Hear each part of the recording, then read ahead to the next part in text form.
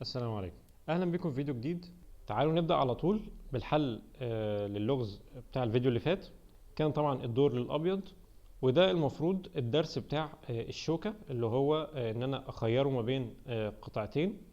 فانا دلوقتي متاح ان انا اخيره ما بين قطعتين، يعني اطلب كده اقول كش ملك واطلب كمان الطابيه في نقله واحده اللي هو يعتبر زي الشوكه.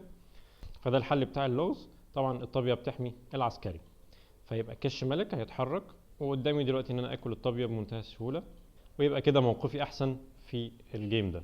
وتعالوا نبدا مع بعض باول لغز معانا. الدور للابيض، عاوزين افضل نقله للابيض. لو جينا حللنا الموقف هنلاقي الوزير ضارب الخانه دي. طبعا الوزير الاسود كمان بيحمي الطابيه هو والملك. لو جينا شفنا انا عندي فيل ضارب الخانه اللي هي الجي 7، كش ملك مات بس الطابيه هتاكله. وعندي الحصان كمان مهدد نفس الخانه دي. فانا دلوقتي معايا حل جميل جدا، ان انا لو جيت بالفيل قلت كش ملك هياكل بالطابيه، لازم ياكل اجباري علشان هيبقى كش ملك مات. فلما ياكل بالطابيه انا ضارب الخانه دي بالحصان وبالوزير. تعال نجرب كده مع بعض. كش ملك بالفيل اكل، اقدر بعد كده ان انا اقول كش ملك مات للملك. بالوزير تعال نجرب. كش ملك ملوش اي حركه وكمان ما يقدرش ياكل الوزير. تعال نشوف اللغز رقم 2 في الفيديو ده. الاسود اللي عليه الدور، عايزين افضل نقله للاسود. في الموقف ده عندي الطابيتين على خط واحد، يعني بمجرد ما اطلع بالعسكري الاسود اقول كش ملك هقدر بعد كده اكل الطابيه بمنتهى السهوله. ده كده عباره عن شوكه، بس شوكه بقطعتين. انا بقول كش ملك وفي نفس الوقت مهدد قطعه تانية مش محميه باي حاجه. تعال نجرب كده مع بعض. كش ملك هو اتحرك انا اكل الطابيه بمنتهى السهوله. اللغز رقم 3، الدور الابيض وعاوزين افضل نقله للابيض.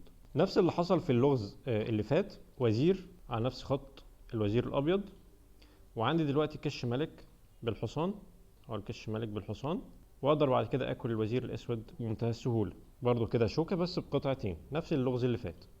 كش ملك هياكل، اقدر اكل الوزير بعد كده بمنتهى السهوله. اللغز الرابع، الدور الابيض وعايزين افضل نقله للابيض. في اللغز ده طابيه ووزير على خط واحد، عندي دلوقتي شوكه ان انا اهدد برضو قطعه وفي نفس الوقت ان انا اقول كش. لو جيت بالوزير في المنطقه دي، طبعا المنطقه ديت او المربع ده اللي هو الاي 6 مش محمي باي قطعه، ممكن بالوزير اجي في مربع الاي 6 واقول كش ملك وفي نفس الوقت مهدد الفيل.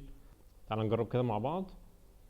كش ملك اتحرك، اكلت الفيل، ويبقى كده انا كسبت قطعه. وكده احنا وصلنا للغز الخامس. ان شاء الله ده هنحله الفيديو اللي جاي. طبعا اللي عارف افضل نقله للاسود ايه يا ريت يكتبها في التعليقات، وان شاء الله نشوف الحل الفيديو اللي جاي. بس كده احنا خلصنا النهارده. شكرا ليكم واشوفكم في فيديو جديد ان شاء الله، وفي امان الله. مع السلامه.